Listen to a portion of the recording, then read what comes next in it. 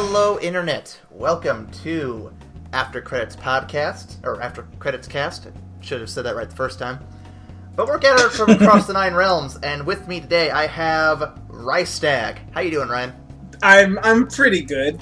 It was either that or Feriandal, but that one was harder to say. I want to be Heimdall though. So, funny thing is, I was originally going to make Max Gatekeeper Maxdal, because there's literally no good names for Max in this, so... That makes sense. And I am Aaron... Shame he's not here. Yeah, I know. And I am Dr. Aaron Selvig. That one actually worked really well. That's really good, actually. That's real good. And we're here to talk about the greatest movie of all time, Thor. I may be exaggerating. Shit, did I not write down the release date for this one? I am not doing the research properly today. I apologize. I wrote down everything except the release date for this one. Anyway, we're talking about Thor, the now fourth movie in the Marvel Cinematic Universe. Ryan? Yes, sir. How's your week been? It's been pretty good. Nothing too ridiculous happening. Yeah, it's mostly just been trying to stay alive in the cold, right? Yeah, that's a thing. That is indeed a thing. Well, just so everyone is very much aware, because this is the Wednesday before the Friday Iron Man goes live. So, like I said, we're recording a few episodes in advance, because we want to make sure we have a buffer in case someone gets sick or dies in between now and when we actually go live. And it also gives us it also allows us some breaks during the recording time, too, because I'm sure February I'll need a break for Valentine's Day, because I think that's actually on a Wednesday.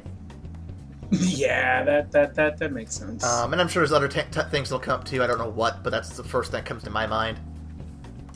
So for those who are going to be listening to Iron Man on Friday, remember you can turn in your comments on the YouTube channel. You can also respond to us by Facebook, email, etc. And I will cut them into the Hulk video, which comes in the week afterward, and it applies going further on. And if we're actually getting caught up where you guys are pretty much 1 week behind us or whatever, I'll be sure to let you know kind of where that we're lying on that one. That being said, we'll go ahead and I'll do the stat rundown real quick.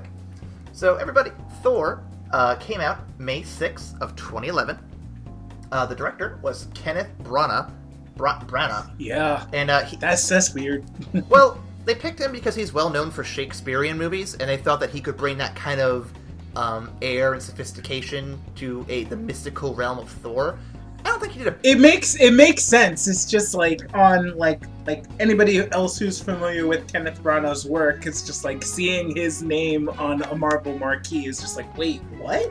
It's a little weird, but he did a fine job for what he had to work with. And I think for getting I think so too. For getting a mythos as bizarre as Thor can be to film, I don't think you could have done much better the first outing. True. Very true. The writers for this were Ashley Miller, Zach Stens, and Don Payne. I've never heard of any of you three, but yeah, good work. Starring, of course, Chris Hemsworth, fresh off the heels of, I want to say he just finished recording Cabin in the Woods when he did this. Wait, really? Yep. Oh, that makes me happy. So fun fact, Ryan.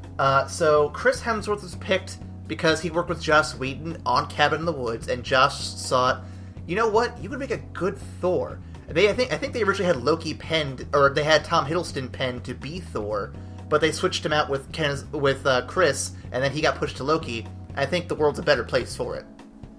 Me too. Although I remember that Chris's twin brother Liam also was up for the role of Thor, but eventually Chris got it. Yeah, but I think isn't Liam the one who got a cameo in Ragnarok? I believe so. I just can't remember. It was the play, I think, in the beginning of the movie. Oh. Damn. Yeah, I remember. That's good. I don't know why I remember little details like that. That one stuck out to me. I remember. That's why you're probably going to win the trivia off. God damn it. Well, you're still ahead. I have to catch up still. Also in the cast, we have Natalie Portman as I can't remember the name now. Jane Foster. Kat Dennings as Kat Dennings. Anthony Hopkins as Odin. We also have Idris Elba, who plays a fantastic Heimdall, despite the controversy that was brought up during this film. Heimdall, he's so good. Clark Gregg returns as Phil, son of Cole. And we have Tom Hiddleston as everyone's favorite mischievous asshole. He was just such a dick. Oh my god. So to be fair, in this film, I don't think he really came off as being that bad a person. Like, he was still a bad person, but he doesn't really live up to the Loki name until Avengers. I cannot wait to talk about it when we get to that movie. That's gonna be so much fun. So I don't know. I feel like in terms of just being a bad person, just being like a sheer asshole, I think he nailed it. But he didn't really come off as like the god of mischief until like Avengers. That's sort of like, that's sort of rewatching this is just like, Loki, you're just a dick. Like, seriously, I don't even know what the fuck you're doing. You're just an asshole to these people who love you. Well, he's looking for reasons to be pissy, but I'm getting ahead of him. Yeah, I mean, we'll talk about it a bit more, but I get it. Let's see, and I also have the opening box office numbers. For the opening weekend, it made $65,723,000. For the domestic total, it made $181,030,000. Not bad. It's respectable. And then, sorry, for the worldwide total, I have $449,326,000. By no means a slouch. It did fairly well for what we all... I'll admit, when I first saw this movie back in theaters, I had the lowest expectations for this. Not because I didn't think it was going to be good, but just because it was the first thing in the Marvel lineup thus far that tackled something this weird. And I was on the fence as to whether or not they were going to pull it off, and this proved me wrong. This proved that they were going to be capable of doing it, and it kind of mitigated my fears going forward for anything like Guardians of the Galaxy, where it's like, you know what? They can make Thor work. They can probably do anything. Alright. Comparing it to other films that came out, it ranked number 10 in the top films of 2011. This puts it just ahead of Rise of the Planet of the Apes and Captain America, but just below Sherlock Holmes' Game of Shadows. That's interesting. So it beat Captain... I can see it. Well, the thing about Captain America is, it's kind of like... he comes... To the uninformed, he comes off as a character that's very patriotic and pro-America. I don't think a lot of people really dig that kind of vibe in a character. But once you... I feel like Captain America's fan base definitely grew, like, with the later movies. Oh, yeah. But I can see how it would be a lower turnout in his first movie. I can see that. Yeah. And then, of course, overall ranking for the overall Marvel is 14th. Last I checked. I could probably double check, but I'm not going to bother with that now. We've delayed so much for me correcting shit. So, Ryan, are you prepared to dive into the world of Thor? I'm ready. Alright. So, synopsis time. Yes. So, it starts off with our three human characters that we give a shit about. That's going to be Jane Foster, Eric Selvig, and Darcy Lewis. I'm just going to call her Kat Dennings. It's simpler that way. They're in New Mexico, the land of enchantment, and they're studying storms, phenomenons, and all that. And a weird freak lightning tornado storm occurs, and they just drive straight to it, because it's Twister, actually. This is a different movie completely. They get there... Storm Chasers. They get there, and Bill Paxton... I'm sorry, wrong movie. Chris Hemsworth, a.k.a. Thor, falls out of the sky and lands on and he hits their van. They freak out. They step out of the van to see if he's okay, and he's going about how, I'm Thor, the god of thunder, and they're like, what? Oh, no. He says he's calling for Heimdall to call him back up to Asgard, that's right. And freaking out a little bit, they decide to tase him. A running joke in the Thor movies I just still hold dear to my heart. So, after that brief little introduction in medias res, we skip back to 900 AD, where we have a nice, well-voiced intro by Anthony Hopkins telling us the history of Asgard, more or less. There's going to be more of that later. Odin basically says that there was a war with the frost giants of Jotunheim and the Asgardians over this thing called the Casket of Winters, or at least I think it's called is it still called the Casket of Winters here? I remember that... Yeah. Okay. Because I remember that being the name and everything else I've read, so I just wanted to make sure I was consistent. And after claiming this treasure, so to speak, he also takes on...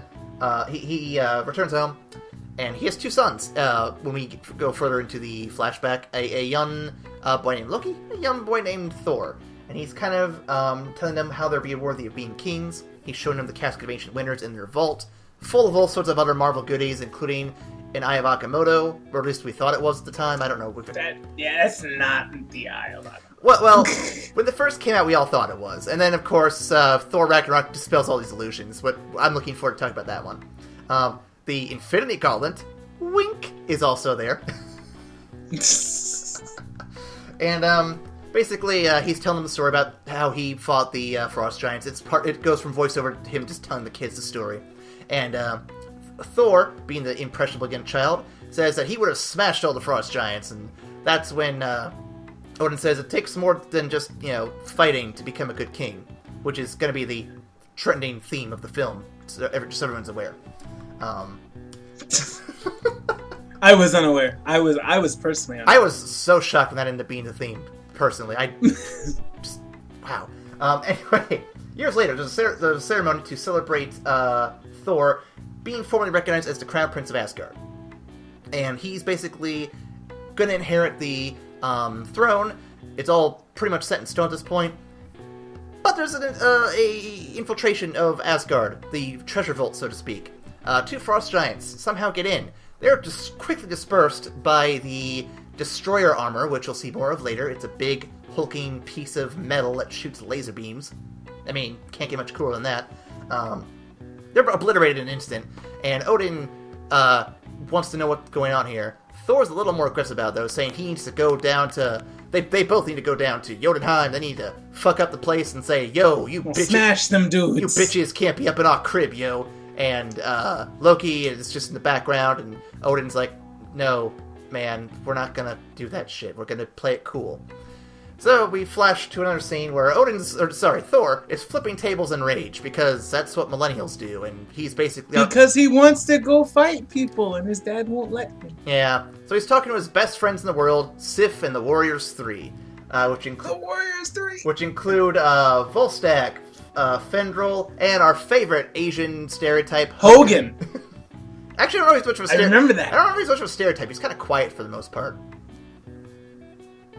Anyway, so they join together. He convinces them through some very witty banter. Maybe not so witty, more just, hey, you guys are awesome, and I'm awesome, and I can make you more awesome. Just come with me, and we're gonna go have adventures like we always do. So they venture out to the Bifrost Bridge portal. So for those who are familiar with... Hold up. Before you go on, I wanna... It should be made mention here that before Sif and the Warriors 3 come up, Loki is actually in Thor's ear, like, hey, I think you're right about everything. Oh, right. And we definitely need to like stop them before they start breaching the security of fucking Asgard. And then he suddenly reminds him, well, to do anything is forbidden. And then Thor's like, shit, we're gonna go do this shit right now. And he's like, no, please stop. And then, yeah. Yeah, it's Loki just pulling everybody's strings again. Yep, I spaced that one. So it's very important for everyone to note that Loki is definitely in the background, definitely manipulating the scene, and it'll definitely come into play throughout the film. The Warriors 3, Sif, Thor, and of course Loki, because he has to be there to make sure things go the way he wants them to.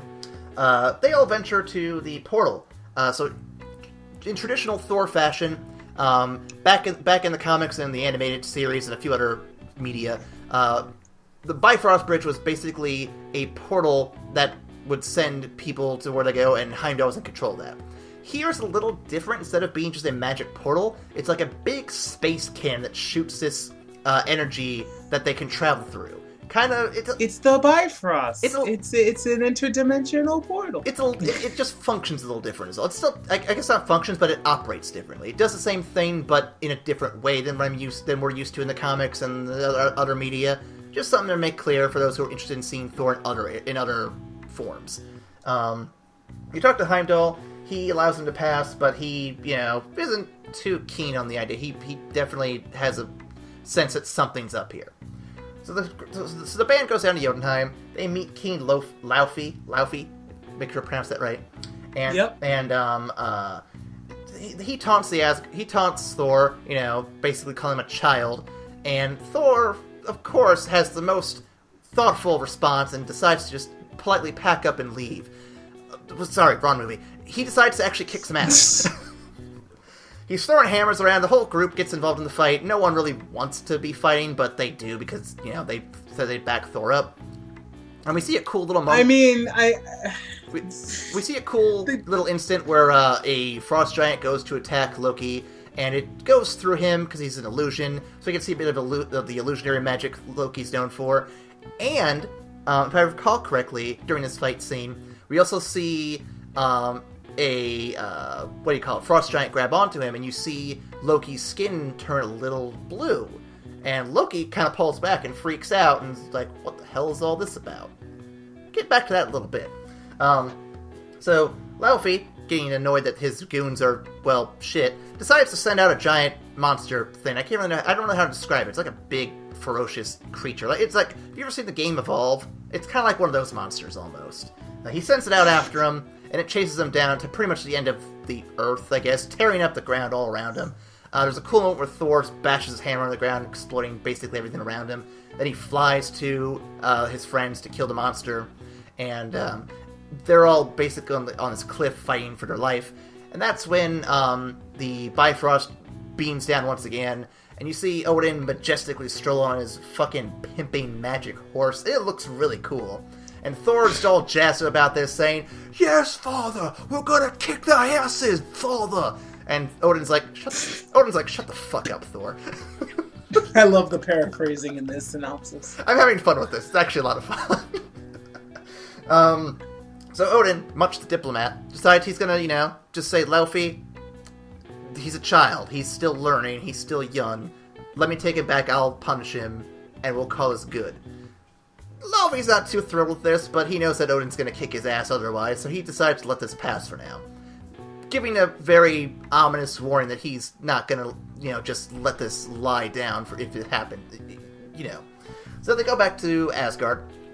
They go to the Bifrost room we see earlier, and in there, Odin gives him a stern talking to, basically saying, "You're not worthy to be king, and you're not worthy to hold this hammer. And if you aren't gonna be a good little boy, Dennis the Menace, then we're gonna just kick you out of this little place we call Asgard." So he strips him of all of his armor, sends him into the Bifrost down to Earth, and then he talks some of the hammer, saying, who wields this hammer, should they be worthy, I should stress that. Should they be worthy, shall wield the power of Thor. And he drops that in the portal too, and, we're back down to Earth. And I think that's where I'm cutting off to Act 2, is that right? Yes. That makes sense. Act 2. So simultaneously, this is also where we catch up to the beginning of the movie, because this is where Thor falls onto Earth and gets hit by Jane Foster's reckless ass driving. So of course Jane is all about the crazy runic symbols on the ground from where the Bifrost landed. She's like, I need to get this before it saps away, but before it fucking moves or changes or anything. And Dr. Eric Selvig, who's really the only adult here, let's be real, says, "No, Jane, you just hit this dude with a car. We have to take him to the hospital." She's like, "Oh, he's fine. He's standing up and everything."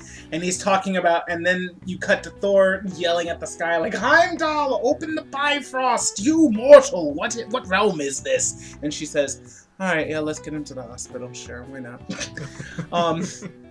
So he's of course he gets tased by Darcy because Darcy's getting freaked out at this big blonde spool ass dude yelling about realms and shit. I mean, that makes a lot of sense. But they take him to the hospital, where upon kind of coming up, coming out of his tased induced unconscious state, the doctor's like, "Okay, it's all good. I'm just gonna take a little bit of blood." He says, "How dare you attack the son of Odin?" He just starts throwing every people around. Of course, all of the security guards start grabbing the dude, and he's like, "You are all no match for the mighty!" Right before he gets tranked in the ass and just falls out. In a series of just humbling events. That's also part of Thor's character journey, of course. Very subtly written, of course. So subtle. Now, So, like, quite subtle, quite subtle. Now, it's here we're gonna cut to some other folk in the desert. Who this random trucker? He's driving around and he sees this big ass crater in the ground, and he's like, "Oh, what the fuck's over there?" And he sees that there's this hammer just laying there in the ground. And he says, "Oh well, I guess I'll pick it up." And of course he can't. And he's like, "Huh." So. We'll cut back to this eventually because it becomes like a huge, like almost like a tailgating party. You have people over there grilling and just like watching other people trying to lift this hammer. It's becoming a really fun thing. I kind of wish moments like that actually existed in real life, because I'd love to go to one of those little parties and just be like, "Hey, let's see who can pull the hammer out." And while they're doing that, let's see who can lift this hammer. And I'm gonna eat some barbecue while they do it.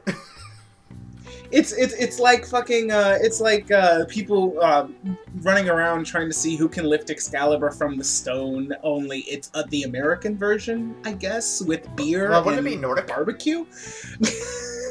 With beer and barbecue. Well, I mean, it's Mjolnir, so I don't know.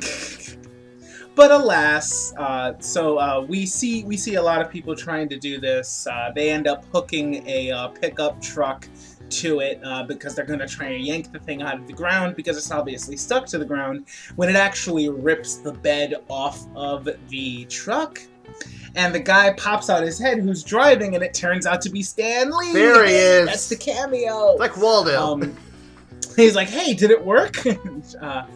Before, of course, Phil, son of Cole, shows up in his pimped out shield mobile, comes out, pops out his phone and says, "Director, yeah, we found it." Can I just proclaim that from now on, whenever we talk about Phil, we have to call him son of Cole? Phil, son of Cole. Well, yeah, sure. I mean, we'll want to be talking about him for a little bit longer. Radical. Spoilers. But alas. So now, we'll cut back to the three humans, whom of course are looking into everything, trying to do their research some more. When they see in the satellite images of the crazy ass event that they witnessed, they see a human body actually falling through the portal, and they're like, "Holy shit, that guy actually came from the portal. We should go grab him because he's the best lead we have on what the fuck's going on." They drive over to the hospital and they see that Thor has escaped. After being tranked and coming to again, he finally got loose because people stopped watching him. I don't know why you stopped watching the big ass Nordic dude that was tossing around your security guards like play toys. I don't know why you don't keep a watch on that guy. But anyway, too expensive. Yeah, too expensive. They spared expenses, of course. I mean, this isn't Jurassic Park. We can't spare all the expenses. This is a small ass town. But alas, so Jane, of course, is pissed because the best lead she has on the thing has disappeared, but she's resolved to go find him. She starts to pull out of the parking lot, and of course Thor is walking right behind her Jeep, gets hit yet again. She says, "I swear to God, I'm not doing this on purpose," before picking him up and taking them back to their lab. Now let's see here. It's here that he gets changed. Of course, we have the standard shirtless scene that is it's part and parcel for all Marvel superheroes. You got to have the shirtless scene, the eye candy. I want to say that this is the one scene that so I'm gonna spoil something here for you guys. This is probably the movie I've seen the most of the Marvel movies, and not by choice. So I have a lot of friends who happen to be women. Some of them I dated, some of them I didn't, but for the most part I've interacted with several women, and whenever they're over, whenever we're hanging out, and I'm like, "Hey, you guys want to watch a movie?" They're like, "Sure, what do you got?" I'll show them, and this is the first one they generally would gravitate towards, and I always wondered why, and then I always remembered seeing this scene, I'm like, "Oh, that's why." Every time. It's hilarious, and it feels like it's like that is a running theme for that's a running theme for Thor's character, especially with the female characters, like specifically for Thor, especially with Jane, who is the thirstiest woman I have ever seen in my life. That's a tall drink of water you got going on there. Like this girl is the thirstiest I ever did see. To quote Archer, sploosh. Oh God. No wonder she's so thirsty. She's dehydrated. Oh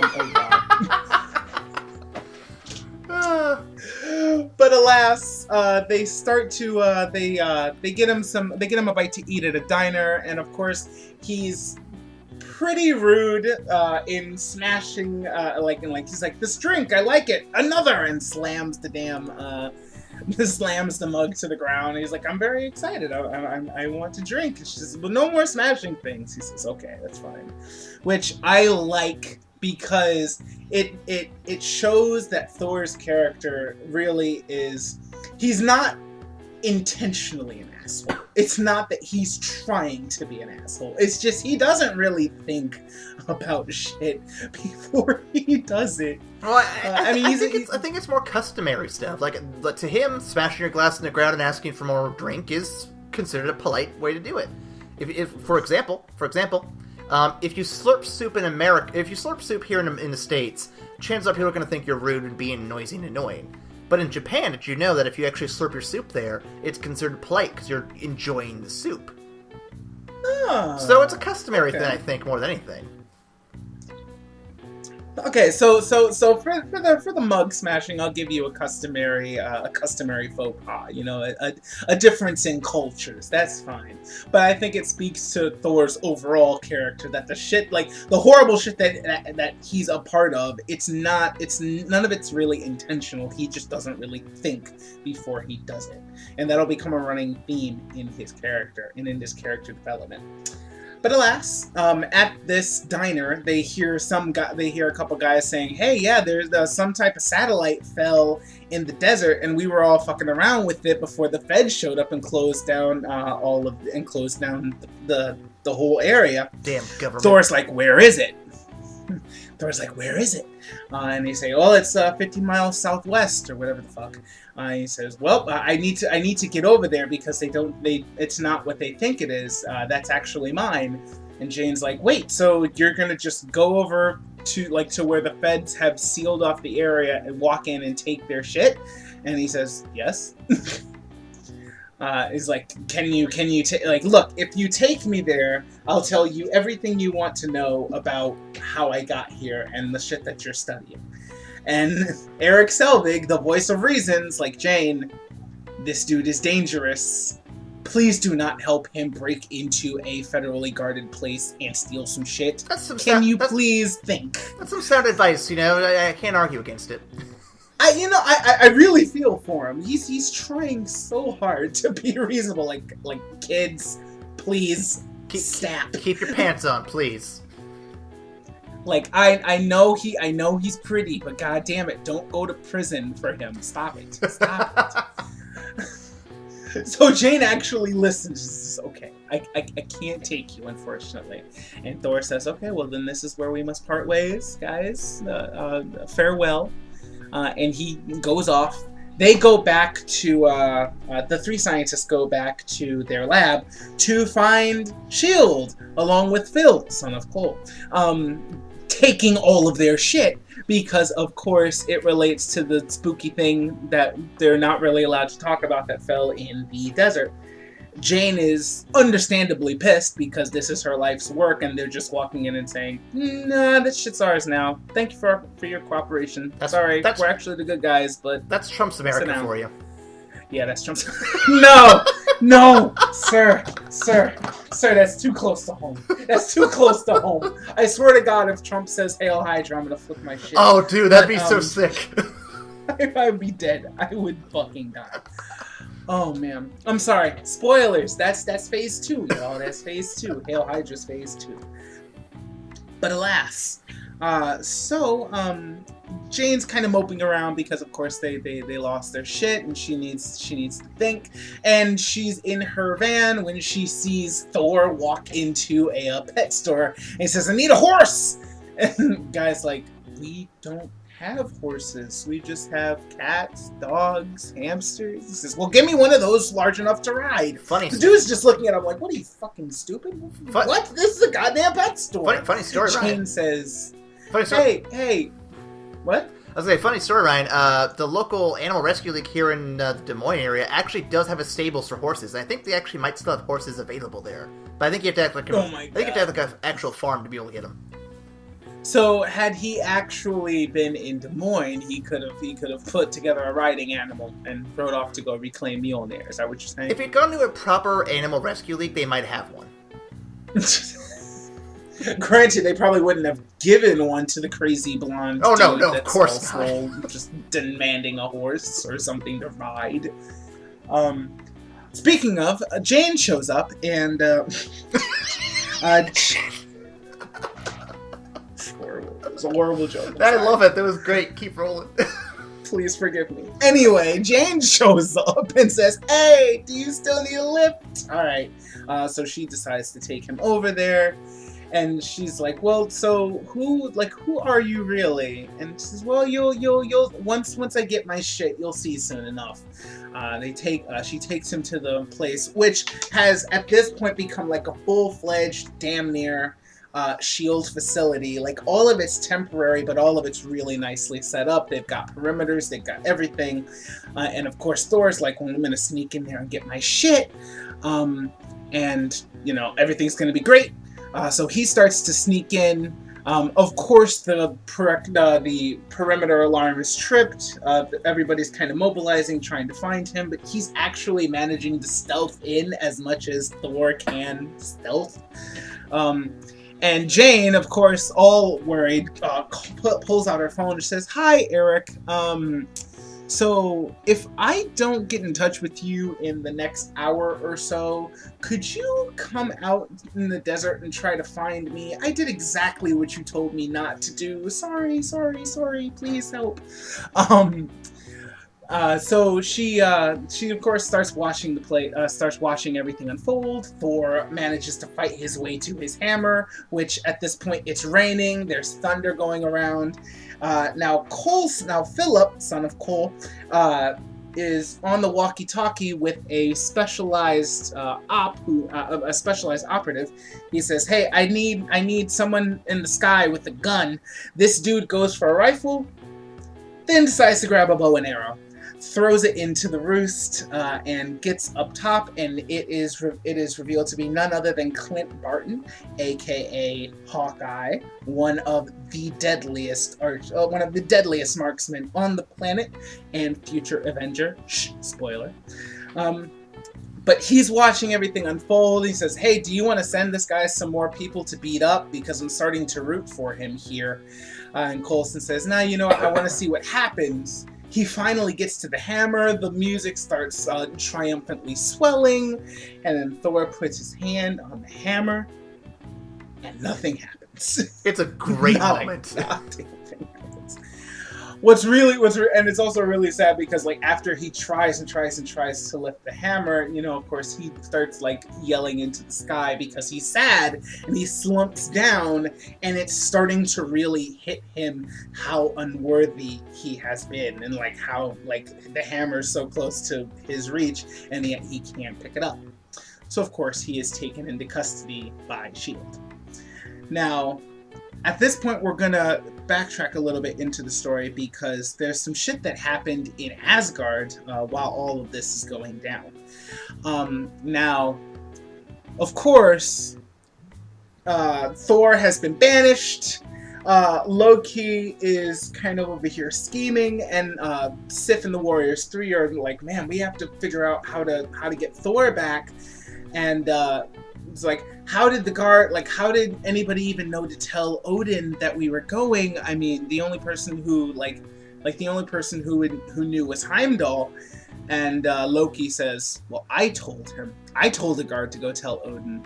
And he went too damn slow. We should have never been allowed to set foot on Jotunheim." And everybody's like, Loki, you fucking betrayed us. And he says, no, I was trying to prevent war.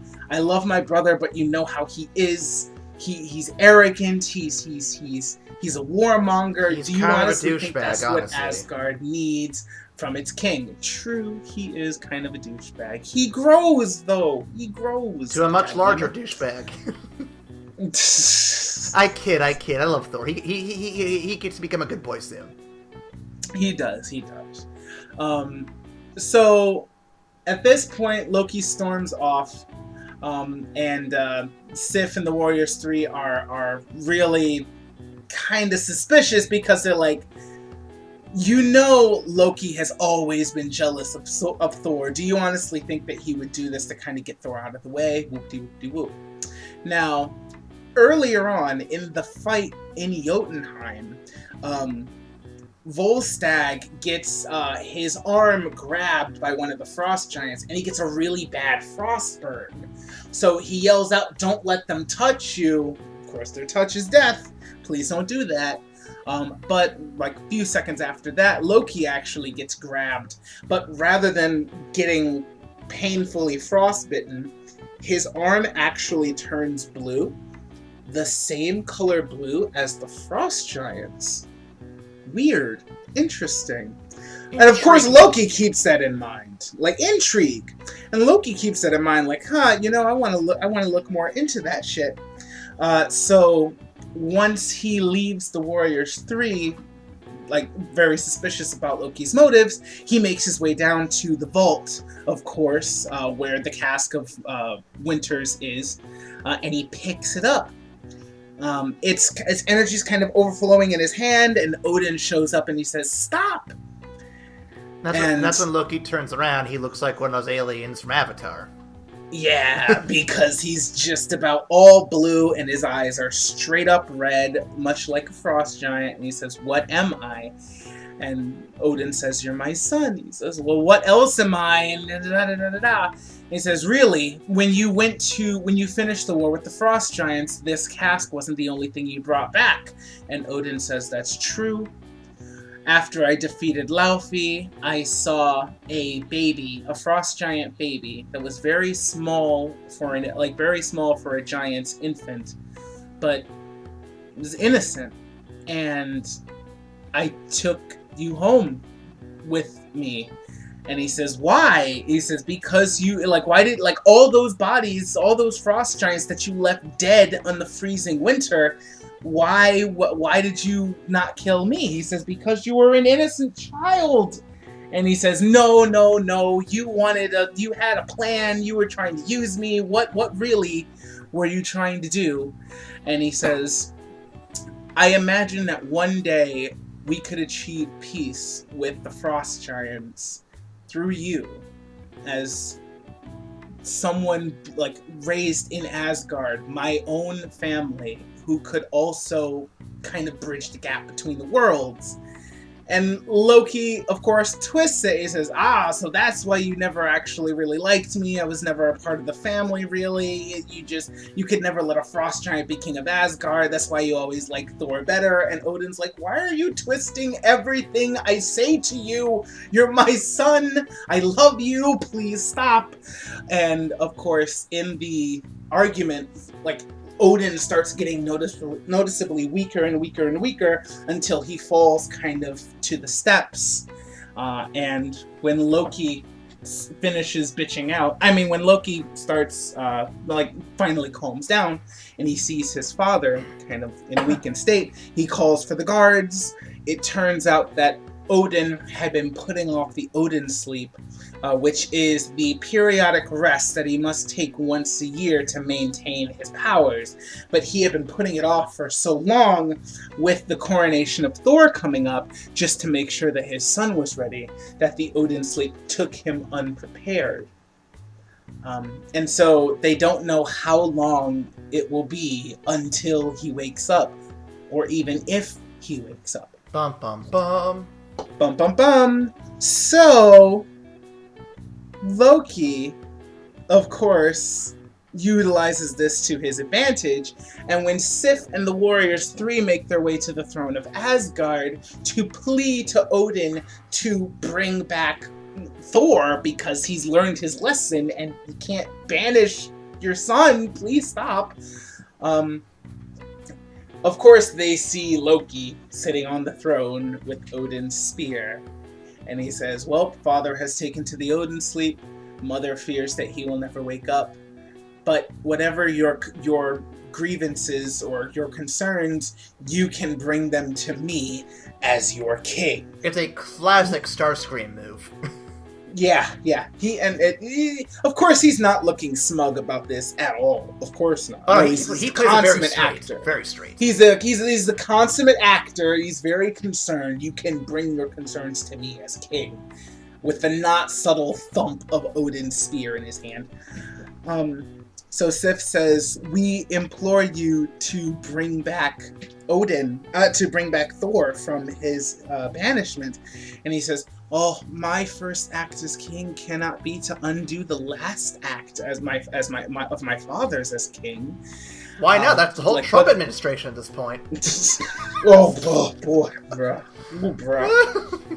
Stop injecting realism into my movie about Norse mythology, please, sir. It was timely and topical. I couldn't resist. I know, but god damn it, this is my escapism. All right, you're fucking that up. Alas, so of course Sif and the Warriors 3 are like, this is what this motherfucker was planning the whole time. This son of a bitch. Grumble. We have to go find Thor ourselves because Loki's never going to bring him back. Now that Thor's out of the way and Loki is actually king, there's no way that that Thor's gonna come back unless we go get him. Of course they go to Heimdall, and he says, so you would betray every oath you've sworn as warriors and go against the express wishes of your king to go bring this dude back? Everybody's like, except for Sif, who's like, yes. And Heimdall's like, good, okay. You can do that. Hop to it. Good, hop to it. Of course, I am sworn by honor to not disobey the king, so I cannot let you pass. And he walks out, leaving, of course, the big-ass golden sword that's actually the key to the Bifrost in the Bifrost, which activates as he leaves and sends them off to Earth. That's irresponsible. Now, it's at this point that Loki, using his spooky-ass magics, shows up in front of Thor, who, of course, is being held captive by S.H.I.E.L.D., but he's been distraught and kind of sullen because he tried to lift his hammer and it didn't work. And he says, Thor says, "Can I come home, brother?" And he's like, surely father will forgive me by now. And Loki just says, "Father's dead." Bitch, he's dead. He's dead. Which you can hats off to Chris Hemsworth, because this is some top tier acting, because you can see it crushing him. Wait, what? He says, yeah, I mean, your banishment, the fucking upcoming war with Jotunheim, everything was too much for him, and he passed away. It's the title of king has fallen, the burden of king of the throne has fallen to me now. And he says, well, let me come home and I can help you. He says, the peace treaty with Jotunheim is contingent on your exile, so you can never come back to Asgard, and Mother has expressly forbidden your return. Mom wouldn't do you that. killed her husband. And I'm like, Loki, you're an asshole. Seriously, Thor is dying. Thor is actively dying. And, Loki says, I'm sorry, brother, this is goodbye. And Thor says, no, brother, I'm sorry. And I'm see, underneath all of this, once he's, faced with the consequences of his actions, Thor is actually a really good fucking guy. It just takes a moment to slap him into reality. He just has to learn some shit. He just has to see that there's an equal and opposite reaction for shit that he does. And this is kind of hitting him in the face, because all of the shit that he did, in his mind, led to the death of his father and his banishment. So he's like, well, shit, I'm so sorry that all of this has happened because of me. Go and rule well. And Loki, I swear it's almost like he feels for Thor, but he quashes that real quick before he bounces again. So everything is horrible. Loki is king. But Sif and the Warriors 3 have decided they're gonna go and they're gonna go and rescue Thor. And Jane and Eric are like, you know what, we gotta go get him out of the shield encampment, so let's go take care of that. It's at this point that we break into Act 3. Alright, so it's under cover of night. Eric Selvig enters the shield compound with a fake ID and says, this is Donald Blake, he's one of our assistants. He's a little rowdy. Please, bring him down. Let us take him back. So he got really mad when you took all of our shit. It's his life's work. A little bit. I want to point out here real quick that Donald Blake is actually the alter ego of Thor from the original comics. It's a nice little wink to that. Yep, I love it. Yeah, so this works. Oddly enough, you'd think Coulson would have more intelligence gathering to verify this, but whatever, he doesn't care. He probably just going to spy on him anyway and get the real info. That's the real thing. Like, literally, he looks over to the screen and is like, yeah, that's a fake ID. He says, it says here he's an MD. It's like, nah, yeah, well, he used to be an MD. He's a very jacked MD. Very jacked MD. He's a fitness nut. He's a fitness nut. He's on steroids. It's fine. He really is. Anyway, so he takes Thor out there. On the way out, Thor grabs one of the notebooks that Jane had confiscated from by the shield agents. No one seems to notice, hopefully. So they take him out. Eric takes him out to get drunk and says, "Listen, this is it. When we're done drinking here, you gotta go. You're not good for that. You're not good for her. You're not good for this. You're gonna cause more trouble." Thor agrees, but I guess forgets about it in the next scene because he takes Eric back to his quote-unquote trailer. I think it's a trailer. And drops him off in there. Eric is pissed drunk. He can't even stand up anymore. So drops him off, and Jane's like, "What's going on here?" And he basically explains what happened. He drank like a warrior tonight. It was great. So he and Jane step outside, and he goes over the notebook with her and kind of says that, your notes are pretty accurate here. And he kind of shows her a little bit of his side of the story. He talks about the 9 realms, how they're all connected, and where he's from, and all that stuff. And basically, it confirms the theoretical Einstein-Rosenberg bridge wormhole that, to some extent. And Jane's really excited by all of these scientific possibilities. And the pretty man explaining scientific possibilities. I mean, who isn't excited by the pretty man explaining science? I mean, that's why Bill Nye's so popular, right? Yes. Bill Nye the Science Guy. Oh man, imagine if Bill Nye was Thor. That'd be ridiculous. Dude.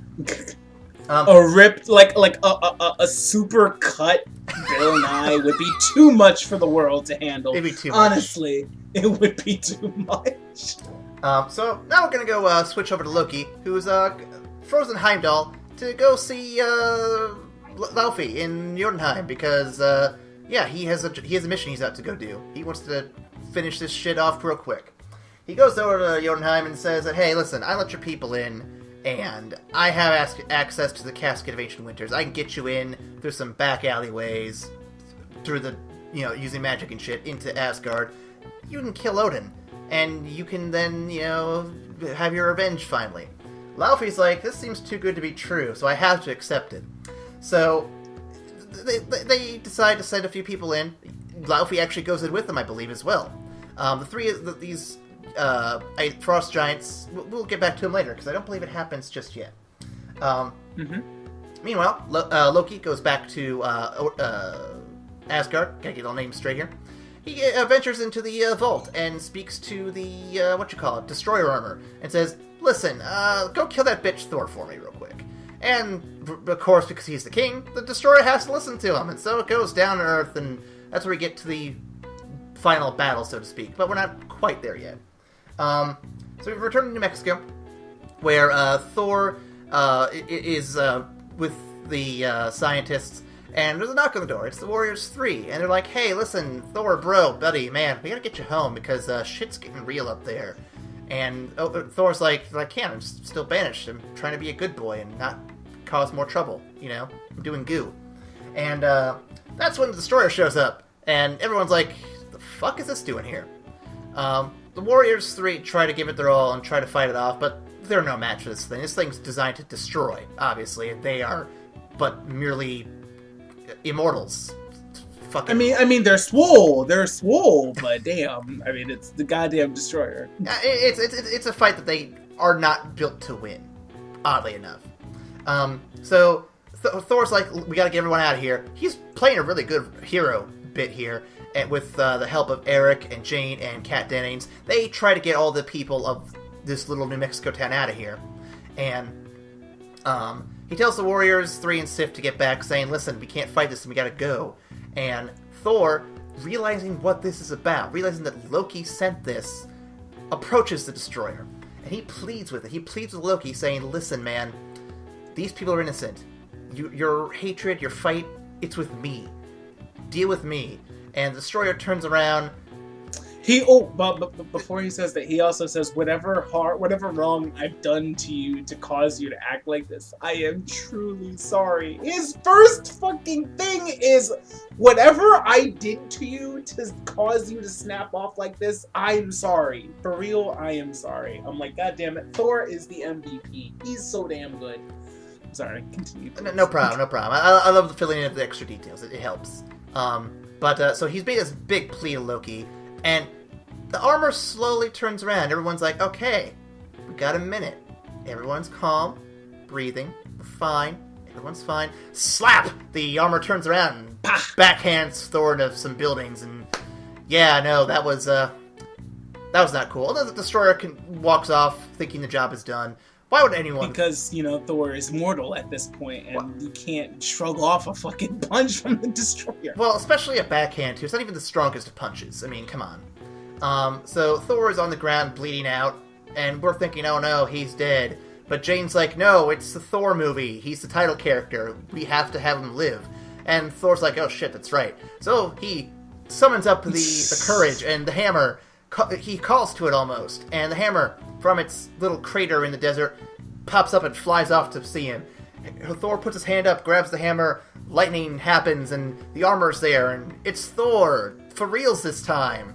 And Thor then battles the Destroyer armor, giving it a thorough trouncing. And Jane is equally impressed with armored Thor, not just shirtless Thor. And she's like, this is a good look.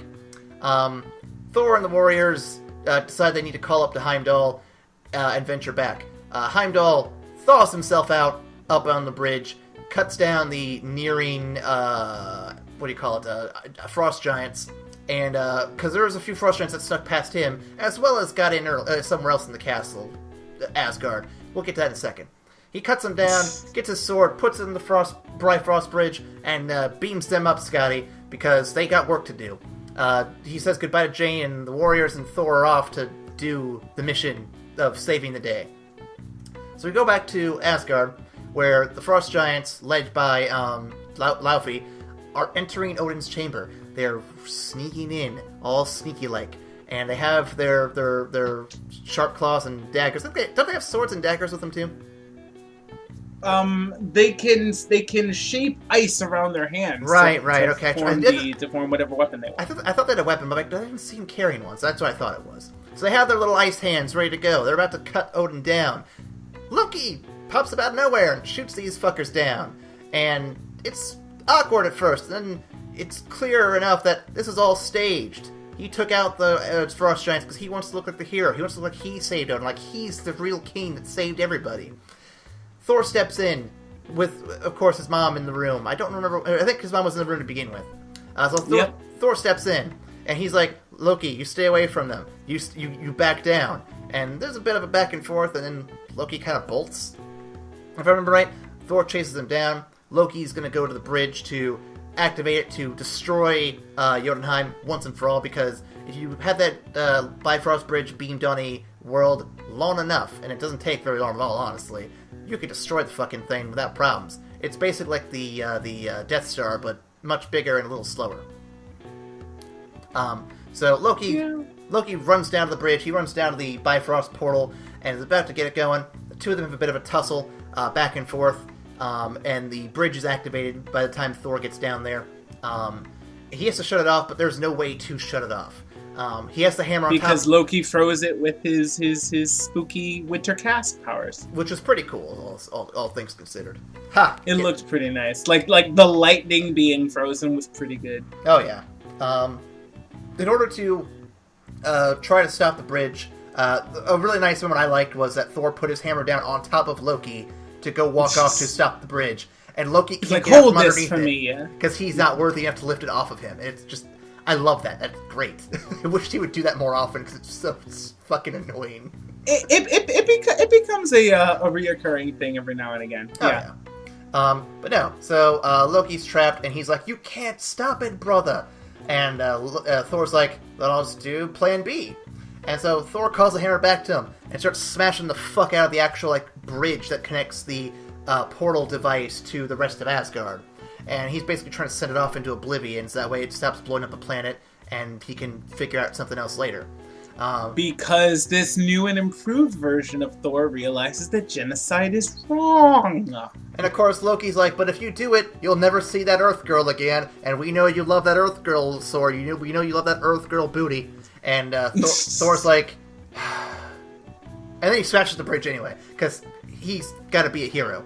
So he smashes it. Loki's about to take him out with a good old giant pitchfork Odin spear stab thing. It looks pretty interesting little scene there.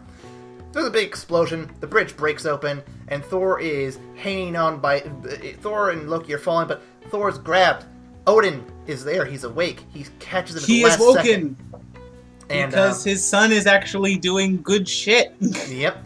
Loki's holding on to Thor, if I remember correctly, for just a brief moment, and Thor's like, "Brother, you can't, what are you doing?" And Odin's like, "Loki, don't." And Loki's like, "Listen, fuck this." And he just lets go of Thor and falls into this void, and we'll never see him again, ever again.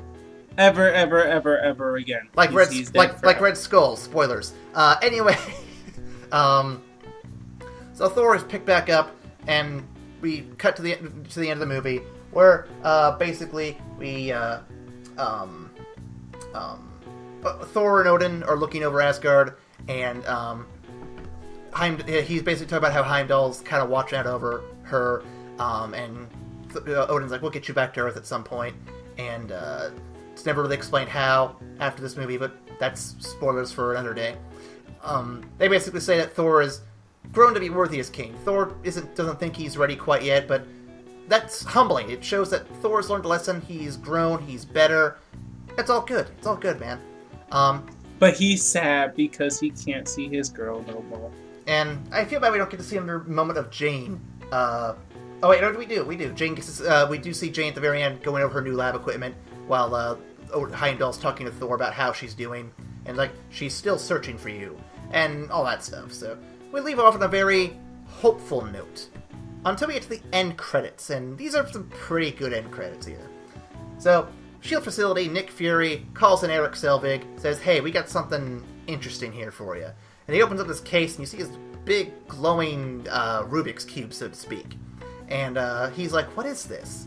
And if I remember right, Fury's like, "This is going to change the world, or it's going to change everything."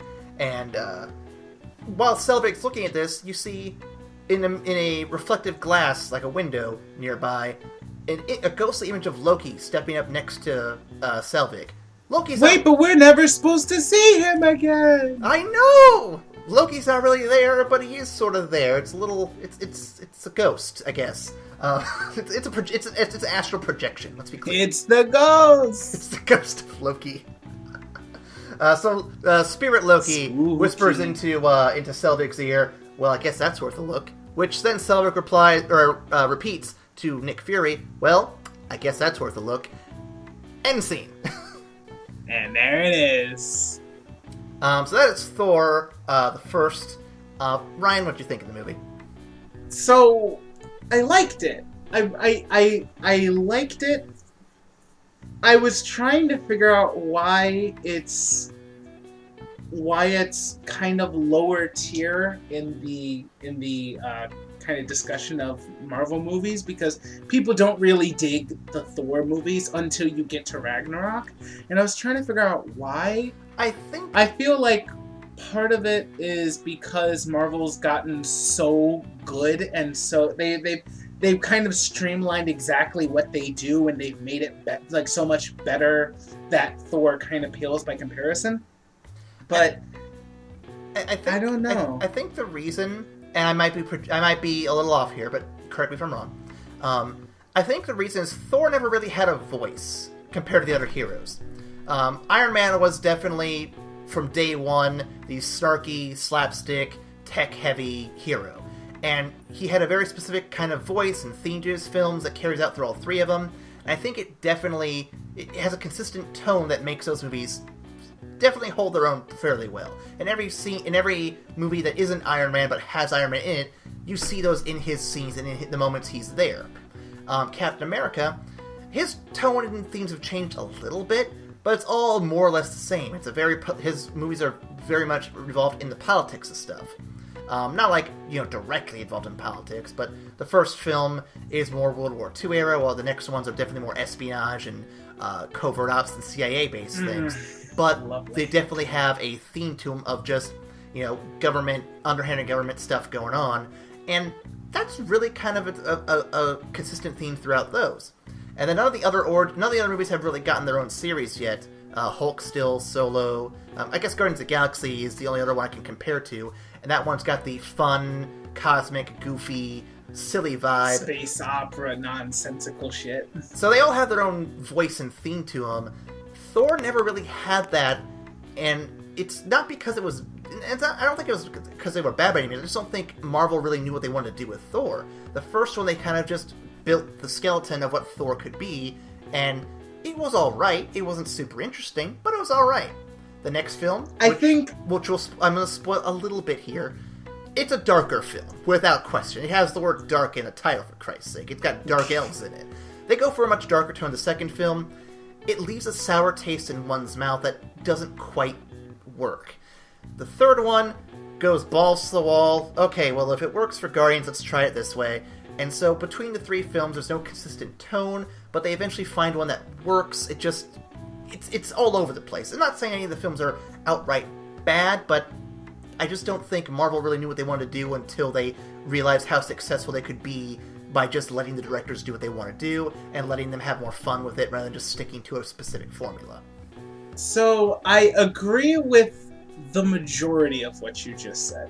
I don't think that Thor was lacking in its own unique voice, because Thor was always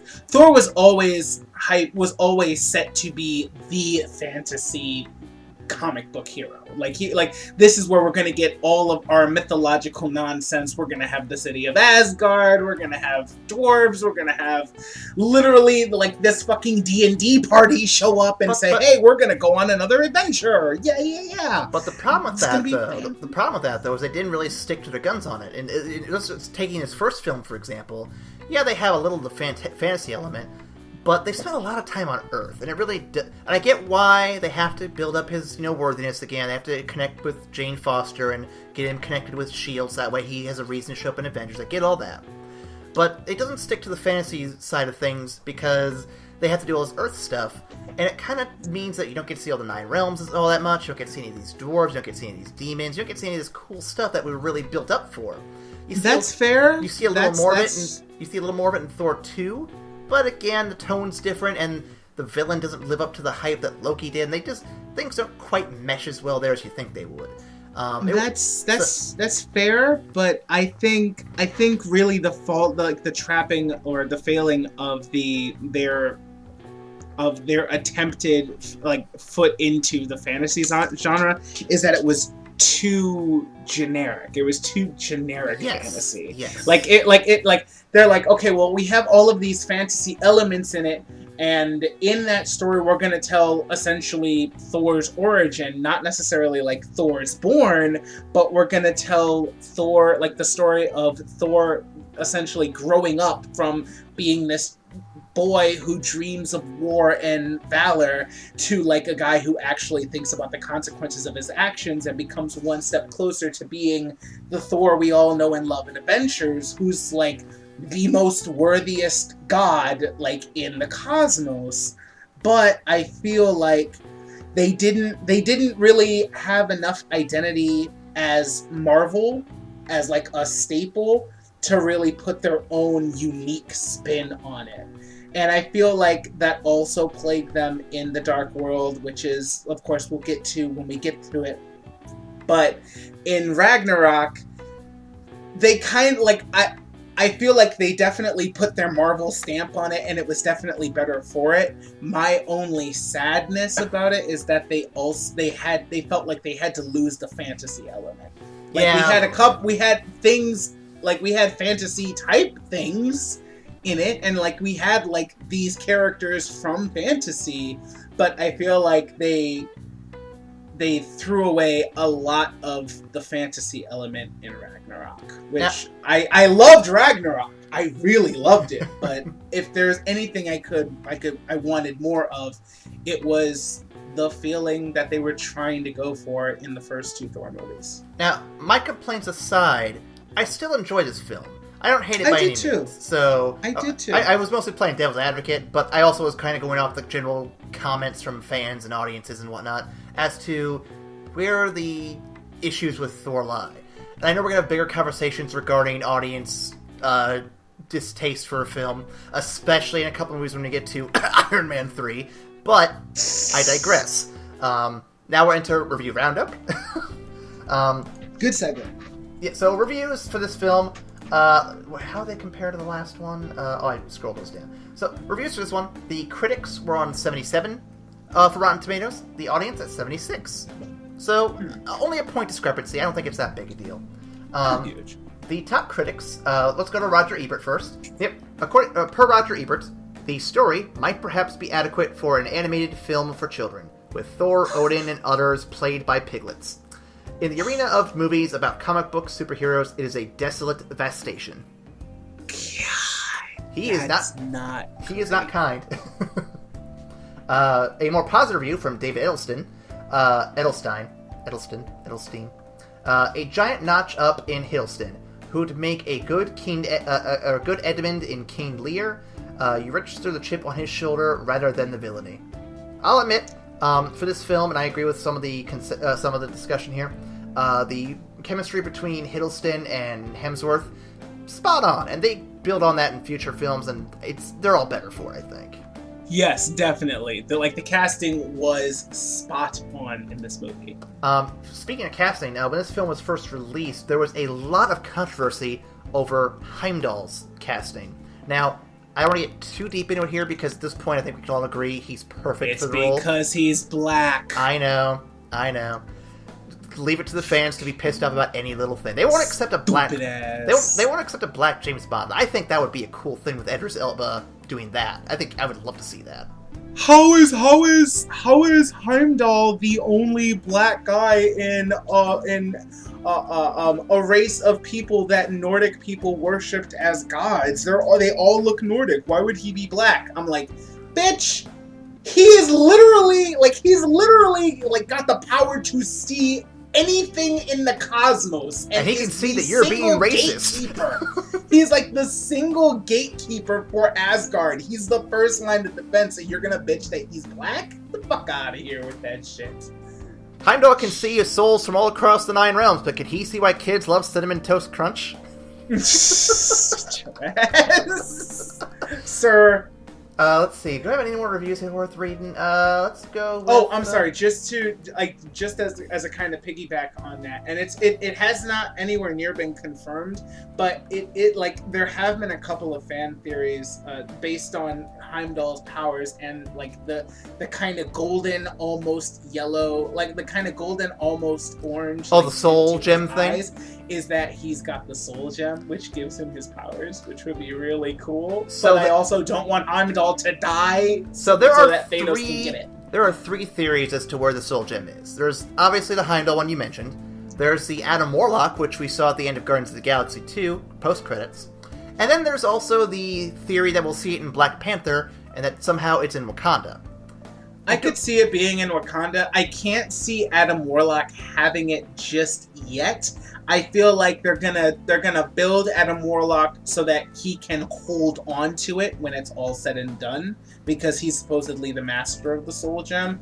But if whatever the fuck that race's name is had an infinity gem, they would be much more formidable than they were in Guardians 2.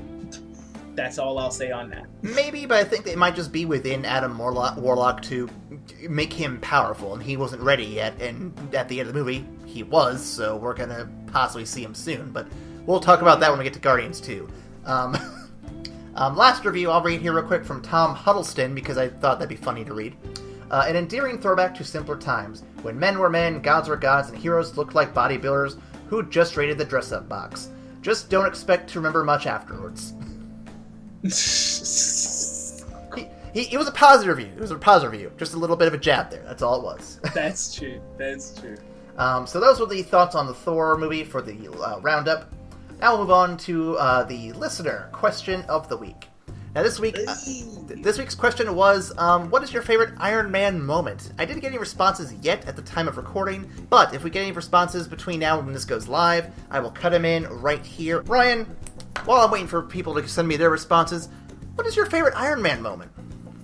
Now, is this just in the first two movies that we've seen? Any moment in any of the MCU films that has Iron Man in it that we've seen so far. I know, I'm opening that door wide open for you. Oh, bruv. Oh, bruh. Oh, bruh. If you'd like, I can go first. Do you already have yours picked out? I think so. I think I've got mine, but yeah, you go first. There's a lot of good Tony Stark moments, and Robert Downey Jr. sells that role really well. And I think there's a lot of like goofy, funny moments you can do, especially from the first Iron Man. He's great in that one. But I love the speech that he gives to Loki in Avengers, the one where they're both in his little penthouse and he offers him a drink. And he basically goes on this spiel about how you pissed off my team, you've broken us apart, and Loki's like, I have an army, we have a Hulk. It's a great back and forth scene, and then Loki throws him out of the building just in time for Iron Man to reveal his newest suit, which flies down and catches him up. The whole scene works really well and fits well to Tony's little mind game scenario. It's really fun. I think I could watch that scene over and over again. It's so good. That's a damn good scene. Alright, my favorite Tony Stark moment, because while I love the snarky wordplay and the banter and all that really makes up Tony Stark, I really, really love the profound, powerful moments, because Robert Downey Jr. plays those to a fucking T. Like, he shows the kind of person that Tony Stark is beneath all of the snark, beneath all of the mind-boggling intelligence that he has, and the natural charisma that he's got. Underneath all of that, he's a boy in pain trying to get closer to his father, whom he felt like he could never please. And I feel like that comes to a head in Civil War when Zemo fucking pulls the twists of all twists and reveals exactly how Tony's parents died. And I won't get into too much spoilers because we'll talk about that when we get to that movie. But when it's essentially it's him, Steve Rogers, and Bucky Barnes in a room, and after all is said and done, he just turns to Steve and he says, "Did you know?" That scene. It's a spine tingling, very chilling scene like that. Just that line that he says there, it's really good. It's really solid. And it's so good because as soon as he closes like the Iron Man faceplate and just like you can feel Tony like harden at that moment. It's just like, I am going to kill him. That's it. Like there's no snark, there's no funny ha. It's just, I have the most advanced weapon on the planet. I am going to kill that man. That's it. That is the end. And it was so well done. And if you have any answers you'd like to submit for this question... Oh, I've almost forgot we have to do this week's question coming up. So for the Thor movie, I changed the question from what I originally had, which was your favorite Thor moment, to something a little more interesting. Which of the 9 realms do you want to see most on film? Or, since we've seen quite a few of them in movies already, which one would you like to visit the most? And why? Okay, I like that. That's a good one. Yeah. I mean, and for everyone listening, and Ryan as well, you can choose either the official 9 realms that exist in real mythology, or you can use the Marvel 9 realms. So please look them up, look into them a little bit if you really have to. Pick your vacation home, or pick where you want to film this next movie at, because I think they're all pretty interesting to work with. We could have some fun with that. Yeah. And if you have an answer to this question, or last week's question, if we're still accepting answers for those, please be sure to... I guess we wouldn't be when this goes up.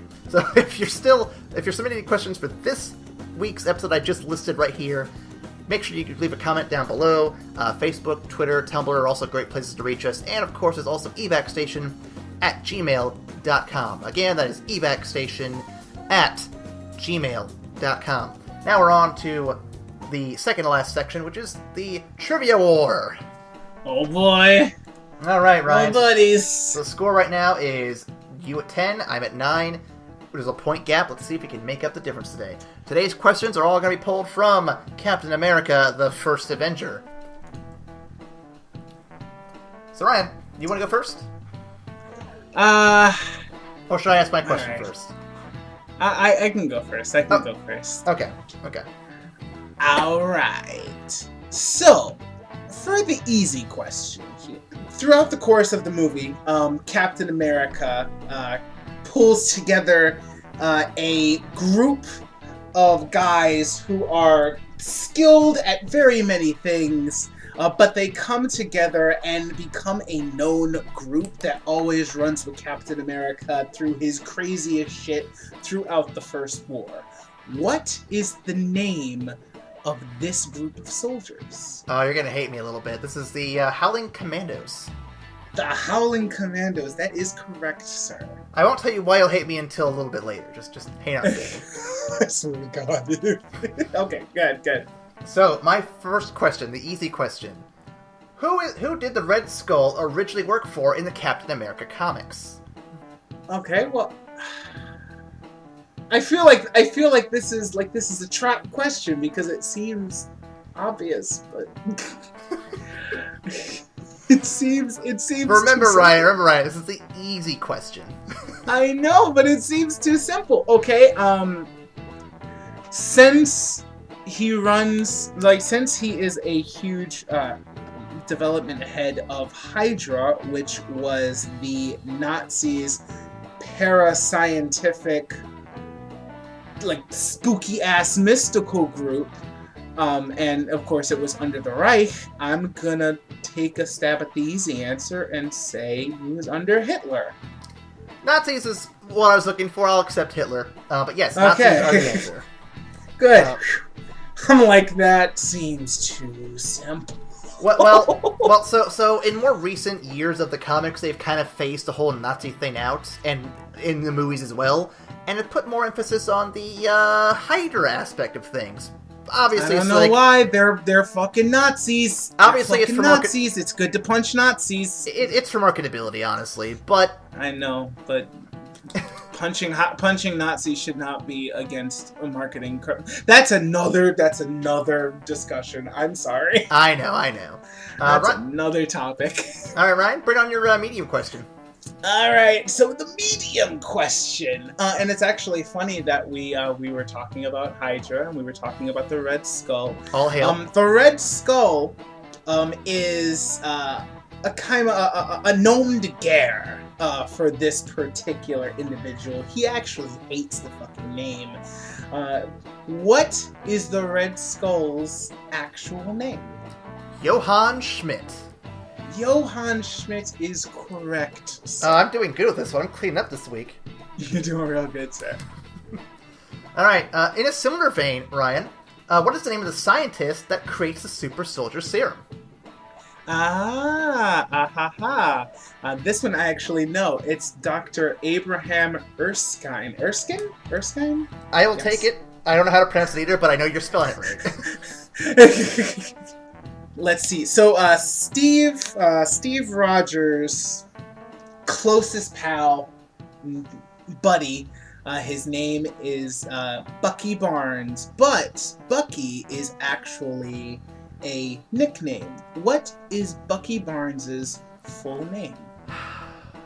I should know this, and I'm suddenly spacing on this.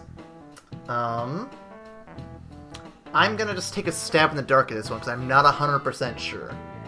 Yeah. I'm gonna go with, Buster. Let's go with that. Unfortunately, that is incorrect. I figured as much. His full name is James Buchanan Barnes. That's where Bucky comes from. Yeah, I totally spaced on that one. I could not remember at all. It's all right. I was hard pressed to call his name until I looked it up. Like, I know James Howlett is Wolverine. I can give you that one. Yeah. Sorry, Jimmy Howlett. All right.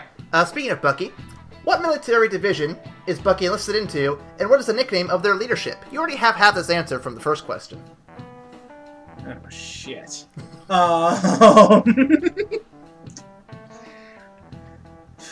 Alright, it's the Howling something. I can't. What the fuck is the name? What is the number? What is the number? Oh my god.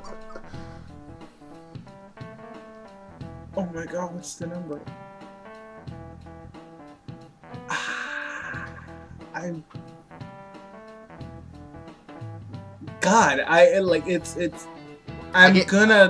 gonna take a stab in the dark because I know it's the Howling something, and it's not the Howling Commandos because that's not a platoon name. Is it? Damn it. So I will tell you this much: the Howling Commandos are the nickname of the leadership, but I do need the military division number for the points. Right. I want to say. Fuck. I'm probably not gonna call it. I want to say it's the Howling 47th. That is not correct. Damn. In the film, it is the 107th Division with the Howling Commandos. The 107th. Ugh. So we both failed in our hard questions. I was so close. I got 7. You were really close, but I cannot count it. I was 60 divisions away. 60 divisions. So that brings us both up 3 points, with still a 1 point lead on your end, 13-12. All right. Close race. That was a very quick round of trivia. I have 2 films to make up to beat you. Max is still very much behind, but we will give him his penalty game, hopefully in the next 2 movies, or else he is out of the running, I think. So, last part of the entire podcast, and we're running long, so I'm hoping we don't take too long on this one. Ranking the movie, we rank every Marvel movie from the very beginning to determine what the best Marvel Cinematic Universe film is going to be in our countdown to infinity. Ryan, before we rank it, I want to ask you a quick question. All right. When ranking these films, are we considering the film as an individual film? Are we considering the film as it fits into the grand scheme of things? Are we trying to do a little bit of both? I'm trying to figure out how we want to properly rank these here. Because going forward, it might get a little trickier. And thinking back on the Iron Man 2 ranking, I'm thinking about whether or not, based on my opinions, because, like, for me, it wasn't a good standalone film, but it definitely fits into the grander mythos of the Marvel films. Whereas later films are going to have the exact opposite problem or the exact same problem, and I'm kind of wondering how we're trying to weigh our opinions on these things here. Well, I personally weighed my opinion on like taking both into account. Like I definitely looked at how it performs standalone, but I also looked at the mythos in the grand scheme of things, but I also honestly looked at what it was attempting to do as well. So I mean, because you can make a safe movie and just have all of the pieces that should be in it, but it's not really striving for anything. It's not really striving for excellence. I feel like Iron Man 2 tried to do too much, and it did more. It was trying to do more than it actually could, and so I looked at how it failed, but I also looked at what it attempted to do. If that makes sense. Well, the reason I ask is because I know, not specifically for this film, but definitely for Iron Man 3 and a few other ones coming down the road, just something I wanted to consider ahead of time before we start throwing numbers around and shit. No, it's a good question. What are the standings currently, sir? Right now, Iron Man 1 is ranked number 1, Hulk is at the bottom of our list at number 3, and Iron Man 2 is smack dab in the middle. We need to figure out where Thor goes among those films. Okay. So, Ryan, where would you place Thor in this particular setup? So, personally, I would put it in the number 3 spot. With it's better than the Hulk, but it's not as good as Iron Man 2. And my argument for that is specifically what I just said about how Iron Man really tried to do more things. I feel like Thor was safe. Thor was Thor's origin story, and the things that they did well, they did really well, but they didn't really try to do more than just have quintessential fantasy backdrop and here's how Thor actually grows the fuck up, and also here's a few ties to what's going to be in Avengers, and that's it. It's fun. It was good to watch, but yeah. So I'm going to argue otherwise, not to be contrarian by any means, but I'm going to get accused of that in the comments, I guarantee it. But my argument is thus: while Iron Man does indeed try to do more, and it struggles, arguably failing to hold up every single spinning plate, Thor simplifies it and tries to do one thing, and I don't think it's necessarily generic, but I do think it's definitely a riskier film, and here's why. Iron Man's a hero like Batman. He's very much got the gadgets and the swagger, and he is built to be successful, I think. Hulk is a monster film that couldn't live up to what it could be. Thor is something we haven't really seen in the superhero genre yet. It was a very cosmic, mythical, fantastic, space-like adventure. And it hasn't been tried before within the realm of superheroes. Batman, Superman, Iron Man, Spider-Man, X-Men. It has not been touched yet. And I think they pulled it off with such a good amount of... They had everything cohesively pulled together. And I think the chemistry between Thor and Loki here, while not as good as it gets later on, is definitely a good indicator of what we can expect. Because you see the deep emotional impact all this stuff has on Thor. You see just how conniving and manipulative Loki can be, and you can see them playing off each other really well. And like I said, I think it's a risk. I think when this came out, and looking back on it today, I still think it was one of the earliest risky films that Marvel could have done. Because it was just so outlandish out there. The only film I think that comes close to this level of riskiness is Guardians of the Galaxy, for the simple fact that no one knew who the Guardians of the Galaxy fucking were until that movie came out. That's very true. So, I would posit that based on that risk and based on the success of that risk, even though it isn't the best film of the whole roster, I could put it over Iron Man 2 personally. I'm not going to get into a big debate over whether it should or shouldn't be, but I could easily put it over Iron Man 2 for those reasons. You know, you make a good argument. I could put it over Iron Man 2 for that, because while it doesn't try to do a whole bunch of crazy stuff, the things that it does well, it does very well.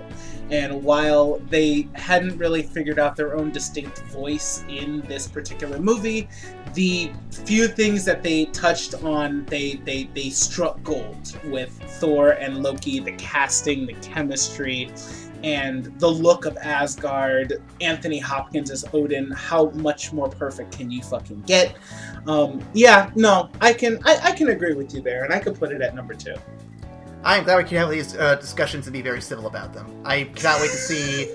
I can't wait to see what happens when we start ranking these and then Max is here, because I imagine all hell's gonna break loose. Yeah, and I feel like we're gonna get into a fight when we get to Winter Soldier.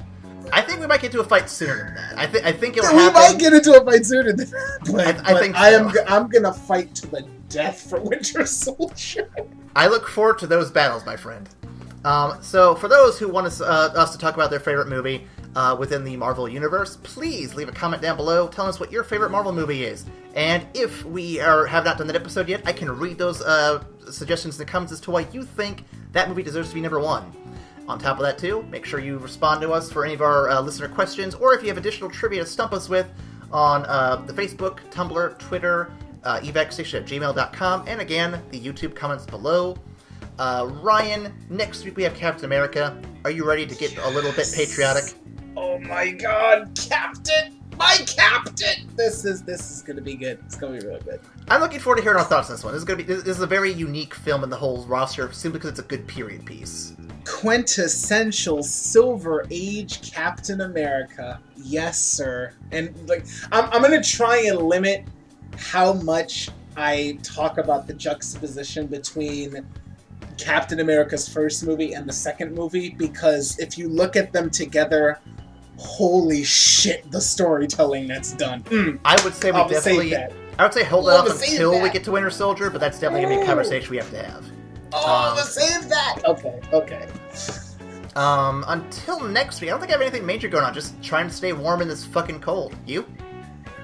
Ooh, man, and not to get completely off topic here, but for Christmas, my roommate got me Horizon Zero Dawn, and I was trying not to play it because I had a feeling that once I started it, I was never going to stop, and then I tried it a few days ago, and now that we're done recording, I'm going to go lose myself in this game for 5 hours because I don't have to work tomorrow, and it's so fucking gorgeous. I wish I didn't have to work tomorrow. I'm going to play Persona 5 for an hour, then go to sleep, and then hopefully get some more time into it tomorrow. But I'm in a dungeon that I'm excited to finish, hopefully, tonight. So, we'll see.